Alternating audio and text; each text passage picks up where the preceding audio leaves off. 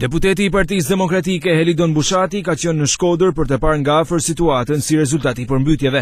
Në një intervistë për mediat, deputeti i Shkodrës është shprehur se kjo situatë është e papranueshme dhe shteti duhet të marrë përgjegjësitë dhe të vihet në lëvizje. Qeveria nuk ka marrë asnjë masë për sa i përket parandalimit të situatës që jemi sot me bllokimin e rrugës dhe me rreth 700 hektar tokë, shumica të cilave me kultura foragjiere apo sera të përmbytura dhe të praktikisht një dëm i madh për fermerët e kësaj zone.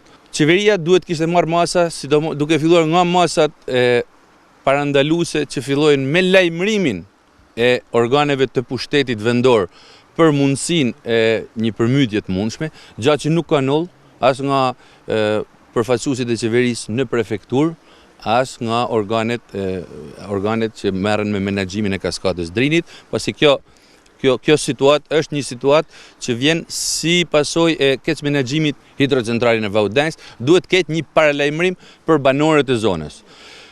Nuk ka ndodhur ky paralajmërim. Nga ana tjetër, Bushati është shprehur se këto përmbytje duhet të ishin evituar sepse prej më shumë se 2 vitesh qeveria shqiptare nuk ka kryer asnjë investim në këtë zonë. Nuk po merret asnjë mas për sa i përket parandalimit në vazhdimsi apo reduktimit të efekteve të përmbytjeve. Në 2014 Ministri i Bujqësisë Panariti, që ka në kompetencë dhe pjesën e kullimeve ka si ministri, ka deklaruar në parlament se do të ketë 22 milion dollar investime në argjinatura dhe në diga prejtëse.